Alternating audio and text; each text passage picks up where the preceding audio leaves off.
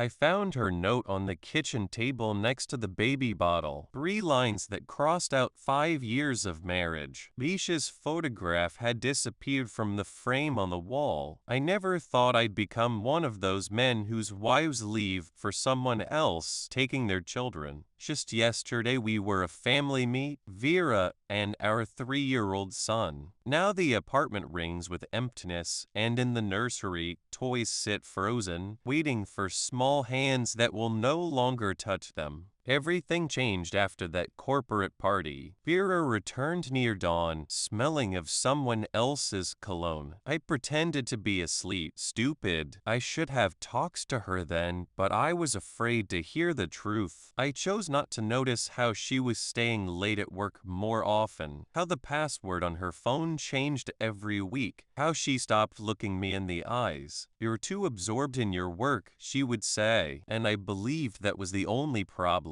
I took on additional projects to provide for the family, to build the house she dreamed of. I missed dinners, children's matinees, family weekends. I thought I was building the future, but in reality, I was destroying the present. His name was Kirill, the new marketing director at her company. I saw him once in a photo from a corporate event, tall, confident, with that irritating smile of a successful man. The man who now raises my son. On the day she disappeared, I came home earlier than usual. I wanted to surprise her tickets to the seaside that Vera had been talking about all winter. But the apartment greeted me with silence. Half of the things from the closet were gone. The children's toys were neatly packed in boxes, as if she had been preparing for this for weeks. "I'm sorry, this will be better for everyone. Misha needs stability. Don't look for us," the note said. I searched. Of course I searched.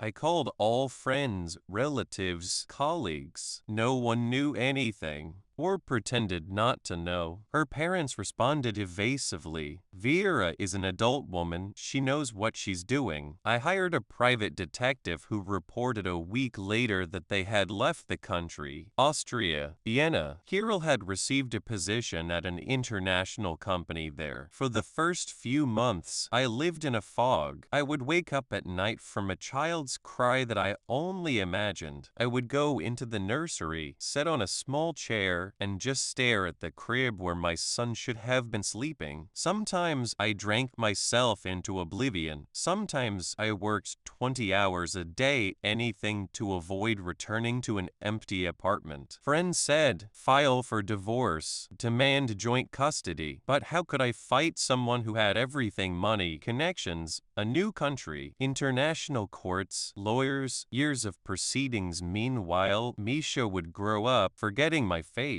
I tried to contact her. I wrote to her old email, called her blocked number. Once she responded, a short message in a messenger app, a photo of Misha at a playground. "We're doing well. Please let us go." Let them go? How could I let go of my own child? 6 months later, I quit my job, sold the apartment, and bought a ticket to Vienna. With no plan, not knowing the language, having only an address obtained by the detective and a photo of my son in my wallet, I rented a small apartment near their neighborhood and began surveillance. Every morning, Kirill would leave the luxurious house, get into a black BMW, and drive away. An hour later, Vera would take Misha for a walk, playground, park, sometimes kindergarten. I watched them from a distance, not daring to approach. My son had grown, learned to run faster, speak louder. He laughed when Kirill tossed him in the air on weekends. Once I got too close. Misha saw me, froze for a second, tilting his head to the side. Did he recognize me? Did he remember the father who read him bedtime stories? Vera noticed his gaze, turned around. Our eyes met for the first time in many months. She turned pale, grabbed Misha's hand, and quickly led him away. That evening, I received a message. "Tomorrow, cafe on the corner of Hauptstrasse, 10 in the morning, just to talk." I didn't sleep all night. What would I say to her? That I demand my son back? That I forgive her? Had I hate her? Thousands of words spun in my head, but when I saw her sitting at a table by the window, they all disappeared. "Why did you come?" she asked instead of a greeting. "He's my son. He has a new life. We have a new life. You're only making things worse by appearing like this." Worse? I tried to speak quietly, though everything was boiling inside. "You stole my child, Vera. Took him to another country without a word. I have the right to see him, right?" She laughed bitterly. "And where was your right when you disappeared at work for days? When you missed his second birthday because of an important conference? When I handled everything alone for weeks? I was providing for the family. You were providing for a house, not a family. Family isn't walls and bills. It's time, attention, presence." I wanted to object, but the words stuck in my throat, because somewhere deep inside, I knew she was right. Not in everything, but in much of it. "Kira loves him," she continued more quietly. "He's a real father to Misha. He's present in his life every day. And me? Who am I? You're the one who can ruin everything if you start a custody war." Misha has just gotten used to a new home, a new language. He's happy here, without his real father, with a loving father. Biological relationship doesn't make you a better parent. These words hurt more than a slap. I looked at the woman across from me and didn't recognize her. Where was the Vera with whom we dreamed of the future, planned a big family, made plans? "I want to see him," I said finally, "regularly. I have that right, and you know it." She was silent for a long time, twirling a cup of cold coffee in her hands. "Twice a month, in my presence. And no talk about returning to Russia or about you being his real dad. He's too young to understand this situation." It was humiliating, meeting my own son on a schedule, under supervision, as if I were a criminal. But it was a chance, the only chance to stay in Misha's life. "Okay," I agreed. "When?" "This Saturday. Prater Amusement Park. Misha loves the Ferris wheel." The following days dragged on endlessly. I bought a toy, a small fire truck like the one he had at home. I learned a few phrases in German. I ironed my shirt so meticulously, as if I were going to the most important interview of my life. The meeting was both happiness and torture. Misha didn't recognize me right away. Vera introduced me. "This is Uncle Maxim, Mom's old friend from Russia." Uncle, not dad. I swallowed my hurt and smiled. Gradually, the ice melted. We rode carousels, ate cotton candy, and by the end of the day, Misha was holding my hand, telling me about his kindergarten in a mixture of Russian and German. When it was time to say goodbye, he hugged me. "Will you come again?" he asked. I looked at Vera. She nodded. "I definitely will," I promised. So my new life began. I found a job in Vienna working remotely for a Russian company. I rented an apartment closer to their neighborhood. I studied German in the evenings. Twice a month, I met with my son parks, museums, children's centers. Vera was always nearby, but gradually began to give us more space, sometimes sitting on a bench with a book or answering work calls. I only saw Kirill in glimpses, when he sometimes came to pick them up after our meetings. He nodded to me restrainedly, without hostility, but without friendliness either. We silently acknowledged each other's existence in Misha's life, nothing more. Months passed. Misha became more and more attached to me, looked forward to our meetings, called via video to show a new toy or drawing. I learned to be a father again, not the one who provides, but the one who is present, who listens, plays, answers endless whys. Once, as we were returning from the skating rink, Misha unexpectedly asked, "Uncle Max, why don't you live with us?" I froze. Vera, walking beside beside me tensed because I searched for words looking at Vera, because adults sometimes decide to live separately. But you love me more than anything in the world. And does Mom love you? Vera looked away. Mom and I were good friends, I answered carefully. And we both love you very much. He nodded, accepting this answer, and ran ahead to an ice cream stand.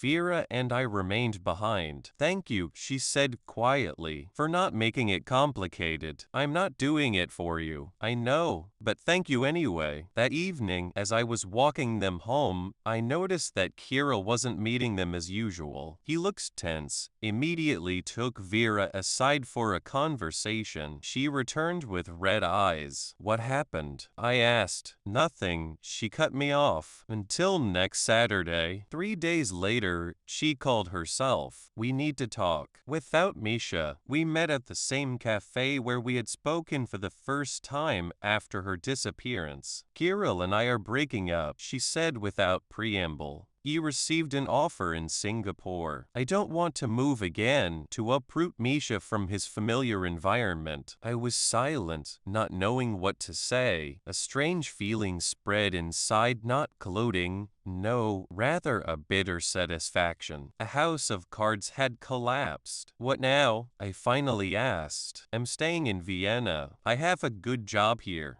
Misha is used to the kindergarten, to his friends. And me? She raised her eyes. I think we could reconsider your participation in his life. More regular meetings. Maybe he could sometimes stay overnight with you. It was more than I expected, but still less than I wanted. I want official joint custody, Vera. The legal right to be his father, not a visiting uncle. It's complicated, you know I have that right. And that I can start a legal battle at any moment. Is that what you want? To drag Misha into courts and proceedings? No, I shook my head. I want to come to an agreement peacefully, for his sake. We talked for a long time about the past without accusations, simply acknowledging mistakes on both sides, about the future, how to build it so that Misha would feel the love of both parents, about what happened between us and whether it could be fixed. I don't regret leaving, she said at some point. We were unhappy together, but I regret how I did it. You didn't deserve such pain. That was the closest to an apology I could get. A year has passed. Now I have official joint custody. Misha spends every weekend and one weekday with me. He knows I'm his dad. We told him together, carefully, with the help of a child psychologist. Kirill moved to Singapore, sometimes calls Misha via video. Vera and I were not together and never will be. Too much water under the bridge. The scars are too deep. But we've learned to be parents together, even living apart. We've learned to respect each other's boundaries and put Misha's well-being above old grudges. Sometimes, when I watch Misha sleep in his room in my apartment, I think about how much I've lost. First steps, first words in German, first day at kindergarten.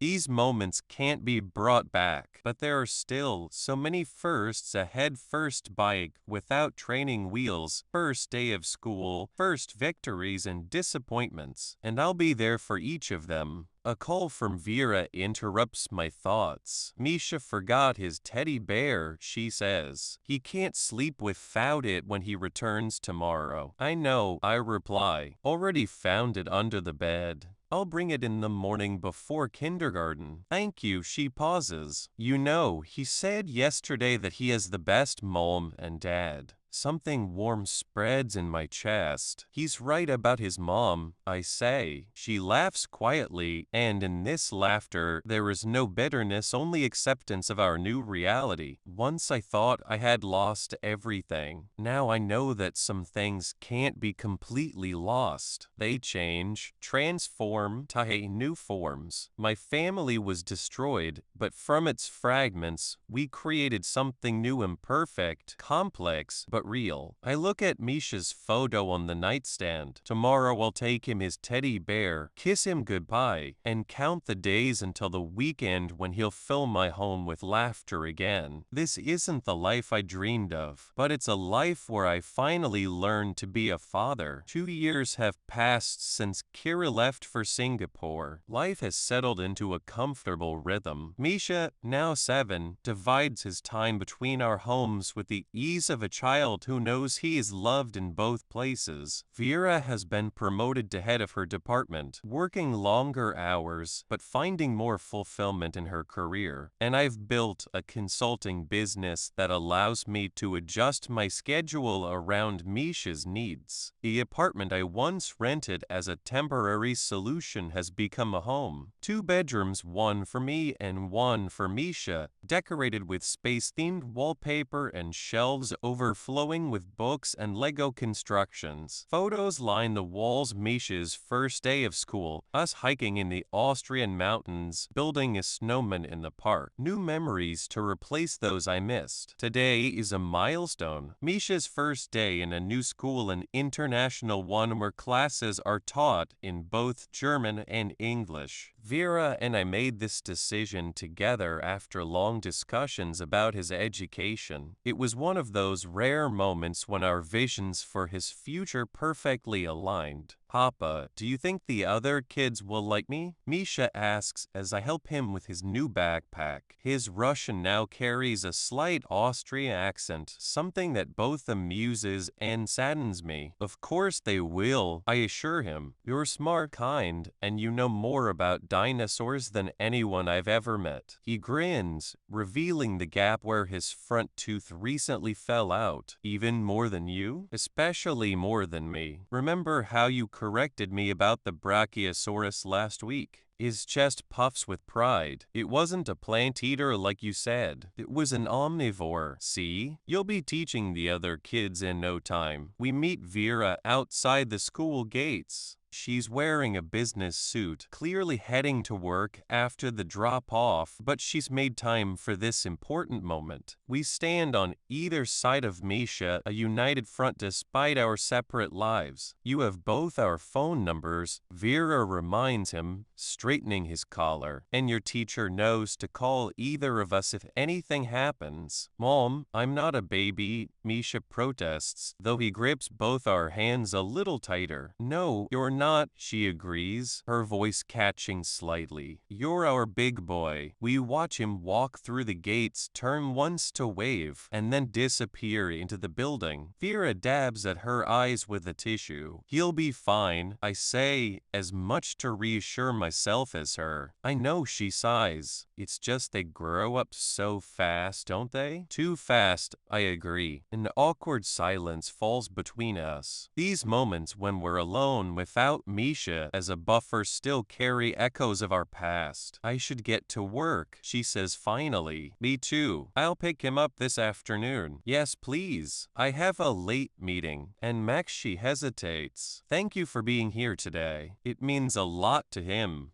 I have both his parents. I wouldn't have missed it. As I watch her walk away, I reflect on how far we've come, from bitter enemies to cautious co-parents to something approaching friendship. The anger that once consumed me has faded, replaced by a complicated mix of emotions I can't quite name. My phone buzzes with a message from my current client, pulling me back to reality. Life goes on, even on milestone days. The school calls at 2:30 p.m. Misha fell during recess and hit his head. Nothing serious, they assure me, but he's asking for his parents. I call Vera immediately. I'm in the middle of a presentation, she whispers. Can you handle it? I'll come as soon as I can. Of course. I find Misha in the nurse's office, holding an ice pack to a small bump on his forehead. His eyes light up when he sees me. Papa, I was playing football and I scored a goal, but then I tripped and hit my head on the pole. But I'm okay, and the nurse said I was very brave. Relief floods through me. If he can deliver a run-on sentence with such enthusiasm, he's definitely all right. The bravest, I agree, examining the bump. How do you feel? Dizzy? Sick? No, just a little headache. Can we go home now? The nurse confirms there are no signs of concussion, but suggests he rest for the remainder of the day. I sign the necessary forms, collect his things, and we head home to my apartment since it's my day with him. Can we watch a movie? He asks as we settle on the couch. Sure, but something calm. Doctor's orders. We decide on a nature documentary about ocean life. Halfway through, as whales migrate across the screen, Misha turns to me with the unfiltered curiosity only children possess. Papa, why did you and Mama stop loving each other? The question catches me off guard. We've been careful about how we discuss our past with him, wanting to protect him from adult complications. What makes you think we stopped loving each other? I ask carefully. He shrugs.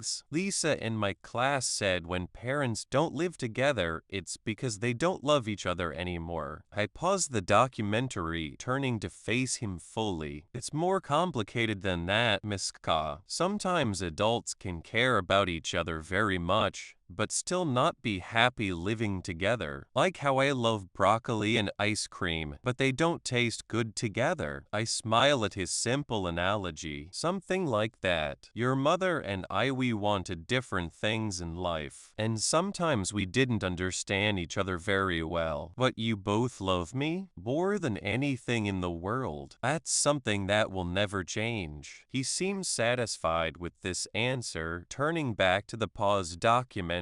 But then he adds, I think Mama is lonely sometimes. This observation from my 7-year-old son strikes me deeply. What makes you say that? She looks at pictures a lot when she thinks I'm sleeping. Old pictures. And sometimes she cries. I don't know what to say to this. Vera's emotional life is her own now, separate from mine. Yeah, I can't help but feel a pang of something. Responsibility? Guilt? Or perhaps just the lingering connection of two people who once shared everything. Growing up is hard sometimes, I tell him finally, even for adults. But your mom is strong, and she has you. And you, he adds simply. Before I can respond, the doorbell rings. It's Vera, having left work early after all. How's our patient? She asks, kneeling to examine Misha's forehead. I'm fine, Mama. Papa and I are watching whales. She raises an eyebrow at me. Whales? Educational content, I defend with a smile. Better than those robot cartoons he's obsessed with. Well, I brought something that might help the healing process, she says, producing a small package of Misha's favorite chocolate. Before dinner? I question. Ethical emergency, she winks. We end up all watching the documentary together, Misha between us on the couch, excitedly pointing out facts he already knows about marine life. It's the first time Vera has stayed this long in my apartment, and there's a strange domesticity to it that feels both familiar and foreign. When the credits roll, Misha has fallen asleep, his head resting against Vera's shoulder. I should get him home, she whispers. He could stay here tonight, I offer. He's already asleep, and it's my night anyway. She hesitates, then nods. Okay, I'll just help you get him to bed. Together, we carry our son to his room, tuck him in, and stand watching him sleep for a moment, a tableau of the family we once were, but aren't anymore. In the living room, an awkward silence falls again. Coffee? I offer. I should go, it's just coffee, Vera. She relents, and soon we're sitting at my kitchen table with steaming mugs between us. Misha said something interesting today. I begin cautiously. Oh, he thinks you're lonely. Her face closes immediately. He shouldn't worry about adult things. He loves you. Of course he notices. She stares into her coffee. I'm fine. Are you? It's been 2 years since Kira left, and 3 years since I left you, she counters. What's your point? No point. Just we're tied together forever through Misha. I want you to be happy. She looks up, studying my face as if searching for hidden motives. Why? Because your happiness affects his. And because despite everything, I don't hate you, Vera. I haven't for a long time. Her laugh is soft and sad.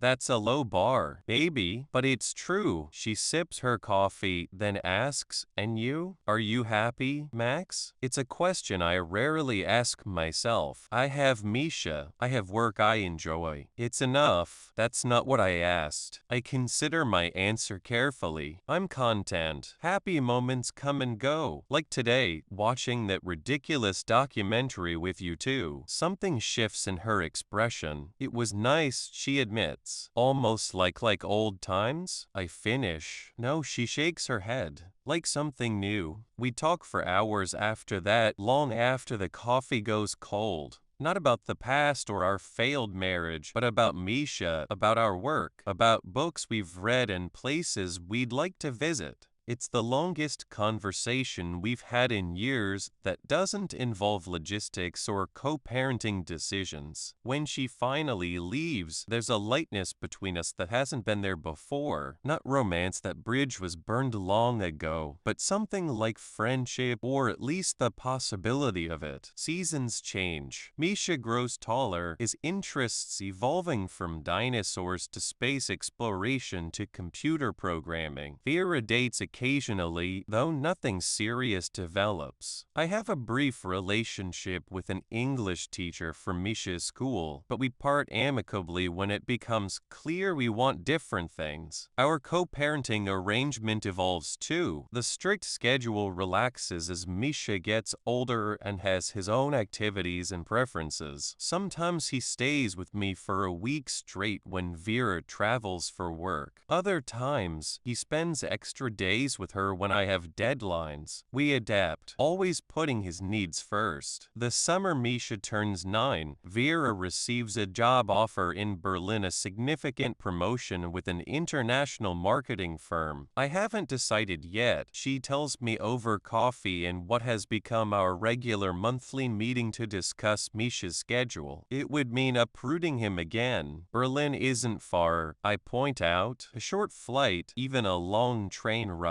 But your life is here now. Your business, your apartment. My life is wherever Misha is, I say simply. If you decide this is the right move for you too, we'll figure it out. She looks surprised. You'd consider moving to Berlin? Of course. Did you think I wouldn't? I don't know, she admits. I guess I'm still used to thinking of us as separate, making our own decisions. We are separate, but Misha isn't divisible. He needs both of us. She smiles, a genuine smile that reaches her eyes. When did you get so wise, Maxim Andreevich? Probably around the time I stopped being so stubborn. I return her smile. So, Berlin? Let me think about it more. It's a big decision. A week later, she turns down the offer. When I ask why, she simply says, some things are more important than career advancement. Misha's stability, his relationship with you. I'm touched by this consideration, this acknowledgement of my place in our son's life. It's a far cry from the woman who once took him away without a word. Misha's 10th birthday falls on a Saturday in late spring. We decide to celebrate together, a small party at Vera's house with a few of his school friends, then a special dinner with just the 3 of us. I arrive early to help set up, carrying a cake from his favorite bakery and the telescope I've splurged on as his gift. Vera opens the door wearing an apron, flour dusting her cheek. You're baking? I ask, surprised. Cooking was always my domain during our marriage, while Vera claimed to be culinarily challenged. Trying to, she laughs. I wanted to make those cinnamon rolls he loves, but I think I've created a new form of concrete instead. Let me see, I offer, following her to the kitchen where a bowl of dense, gray dough sits accusingly on the counter. I followed the recipe exactly. I poke at the mixture, except for activating the yeast first, I'm guessing. She groans. Is that important? Only if you want it to rise, I tease. Here, let's start over. We have time. Side by side at her kitchen counter, we make a new batch. I guide her through the steps, our shoulders occasionally brushing as we work. There's an ease between us now, the product of years of rebuilding trust through co-parenting. Remember when you made these for my birthday? She asks suddenly, kneading the dough with more force than necessary. That first year we were married?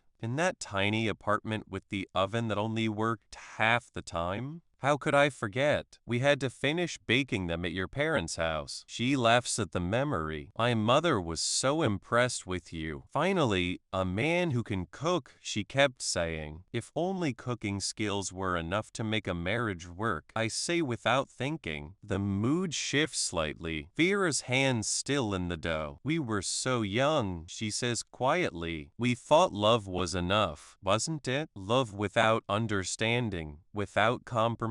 No, I don't think it was. I consider this as I sprinkle cinnamon over the rolled out dough. We understand each other better now than we did then. Ironic, isn't it? She helps me roll the dough into a log. Now that we're not together, maybe we needed to break to learn how to bend. She looks at me with something like wonder. That's surprisingly poetic. Don't sound so shocked. I have hidden depths. Apparently so. The moment stretches between us, filled with unspoken possibilities. Then the front door bursts open, and Misha runs in, returning from a morning at his friend's house. Is that cinnamon rolls I smell? He exclaims, breaking the spell. The party is a success. Misha and his friends play video games, devour pizza and cake, and exclaim over the telescope. When they've all gone home, the three of us go to a small Italian restaurant for our private celebration. Best birthday ever, Misha declares, mouthful of pasta. Shoo, then speak. Vera and I say in unison, then laugh at our parental synchronicity. After dinner, we walk through the park near Vera's house, Misha running ahead to examine his new watch under each streetlight. He's growing up so fast. Vera sighs. Too fast, I agree.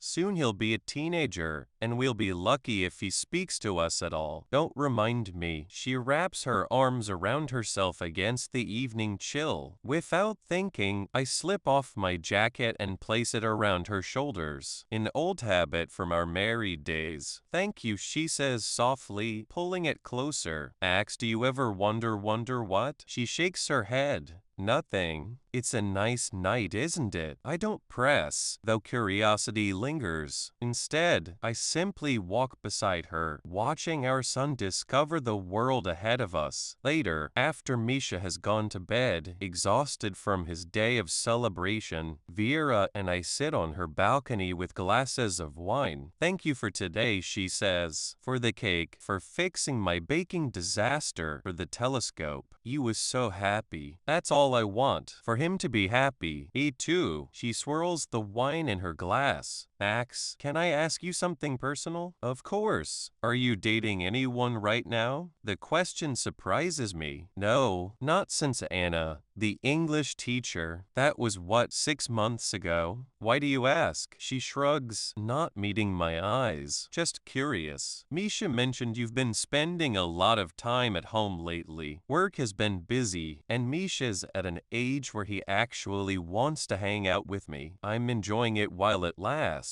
She nods, seemingly satisfied with this answer, but then she adds, I broke up with Thomas last month. Thomas was a lawyer she'd been seeing casually for a few months. I'd met him briefly during handovers, pleasant enough, good with Misha. I'm sorry to hear that. He seemed nice. He is, but she hesitates. He wanted more commitment than I was ready for. And I realized something. She takes a deep breath. I'm not sure I want to introduce another father figure into Misha's life. He has you. It's enough. I'm touched by this, but also confused by where the conversation is heading. That's thoughtful, but you deserve happiness too, Vera. If you find someone who makes you happy, Misha will adjust. What if she starts, then stops, taking a large sip of wine? What if I've been looking in the wrong places? There's a weight to her words that makes my heart beat faster. What do you mean? She turns to face me fully now. We've changed, Max. Both of us. I'm not the same woman who left that note. You're not the same man who worked 80-hour weeks and missed his son's birthday. No, I agree cautiously. We're not. So I've been thinking maybe we should. My phone rings, cutting her off. It's my mother, calling from Moscow. She rarely calls this late. I should take this, I say apologetically. It might be important. Vera nods, the moment broken. Of course. I should check on Misha anyway. By the time I finish the call, my mother just wanting to wish Misha a happy birthday and chat about her upcoming visit. Vera has cleared the wine glasses and turned off most of the lights. Everything okay? She asks. Fine, just my mother being my mother. What were you saying before? She smiles, but it doesn't reach her eyes. Nothing important. It's late. You should probably go. I sense that something significant has slipped away, but I don't know how to recapture it. Right. I'll pick Misha up tomorrow afternoon for our museum trip. He'll be ready. At the door, she hands me my jacket. Our fingers brush, and for a moment, I'm tempted to ask her to finish her thought from earlier, but the moment feels past, the door already closing metaphorically between us. Good night, Vera. Good night, Max. I walk home through the quiet streets of Vienna, wondering what she was about to suggest and why I feel such a strange mix of relief and disappointment that she didn't. Some doors, once closed, are perhaps better left that way, or perhaps not. The future, like the past, is full of fragments waiting to be assembled into something new.